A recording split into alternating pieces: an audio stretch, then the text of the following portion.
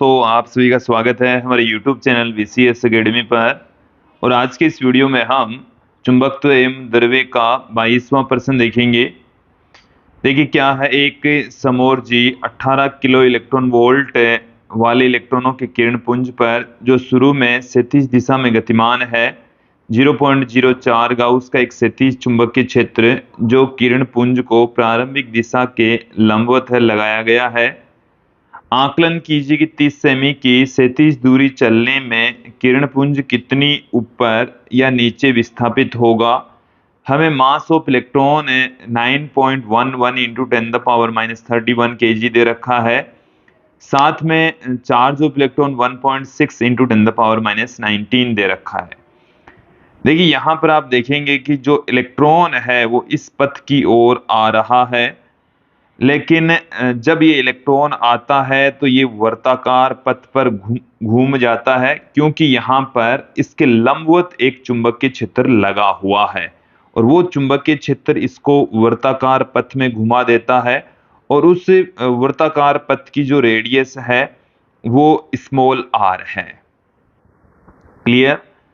यहाँ पर आप देखेंगे कि ये जो कण है वो यहां से जब इसने लगाया तो ये 30 सेमी मतलब अक्स बराबर यहां पर 30 सेंटीमीटर की डिस्टेंस चल जाता है। तो ये अपनी मूल अवस्था से या तो नीचे जाएगा या ऊपर जाएगा।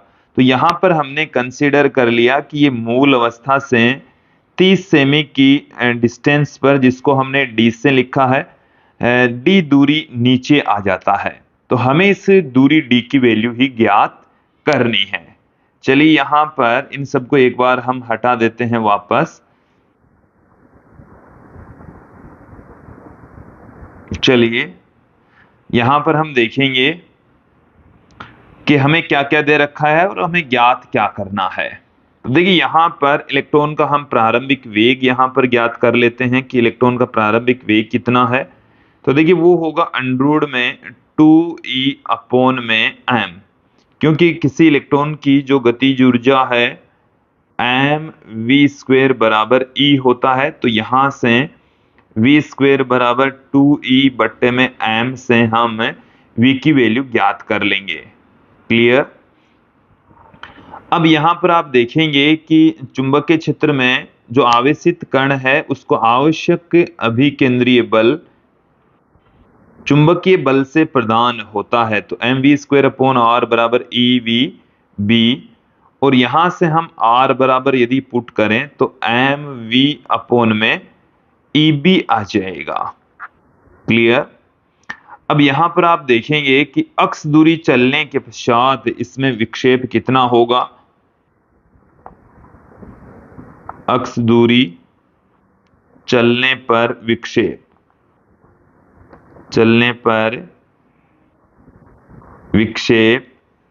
तो यहां से d बराबर x/2 tan थीटा ये होगा। और जब थीटा बहुत छोटा होता है तो यहां से इसको tan थीटा को हम थीटा पुट कर सकते हैं। और देखिए थीटा बराबर हम चाप बट्टे में यहां पर त्रिज्या पुट कर देंगे। तो देखो केंद्र पर अंतरित जो कोण है वो हमने यहां पर थीटा लिया। तो यहां से ये वाला जो एंगल है वो 90 डिग्री, ये वाला जो एंगल है ये हो जाएगा 90 माइनस थीटा, और यहां पर जो ट्राइंगल बन रहा है ये वाला एंगल हो जाएगा थीटा। क्लियर। इस ट्राइंगल की ये वाली भुजा x/2 और ये वाली जो डिस्टेंस है वो d हो जाएगी, जो हमें ज्ञात करना है। अब यहां से हमारे पास में देखिए चाप बट्टे में त्रिज्या, तो x/2 चाप तो हमारे पास में हो जाएगा लगभग x के बराबर, और जो त्रिज्या है वो d, तो x बट्टे में त्रिज्या r, तो d बराबर देखिए हमें क्या मिल चुका है। d बराबर हमें मिल चुका है x² बट्टे में r, x² बट्टे में r हमें मिल चुका है, 2r हमें मिल चुका है। चलिए इन सब की वैल्यू हम यहां पर पुट कर देते हैं। r का जो मान हमारे पास में है वो क्या है, x² बट्टे में 2 mv ई बी यहाँ पर बट्टे से ऊपर चला जाएगा, तो ये हमारे पास में आ गया है ई बी अक्स स्क्वेयर बट्टे में 2mv, 2mv। और जो v की वैल्यू है वो है 2e अपॉन में m का रूट। तो यहां से देखिए ई बी अक्स स्क्वेयर अपॉन 2m, v का जो मान है वो है अंडर में 2e बट्टे में m। क्लियर? तो यहां से कट पिट कर हमारे पास में देखिए क्या निकल कर आ रहा है, ई बी अक्स स्क्वेयर बट्टे में 2 अंडर में 2m आ जाएगा। सबकी वैल्यू पुट कर दीजिए। ई का जो मान है वो है 1.6 गुणा 10 की घात -19। जो बी का मान है वो 0.04, तो 0.04 गुणा 10 की घात -4।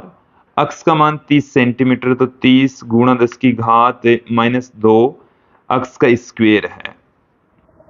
फिर आप देखें 2 अंडर में हमें दे रखा है 2। m का जो मान है वो मास ऑफ इलेक्ट्रॉन 9.1 इंटू 10⁻31।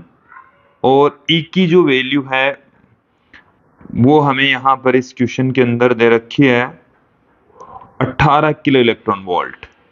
तो 18 किलो, किलो का मतलब हो गया 10 की घात 3। इलेक्ट्रॉन वोल्ट का मतलब 1.6 गुणा 10 की घात -19, 10 की घात -19। चलिए मैं यहां पर नीचे ही पुट कर देता हूं।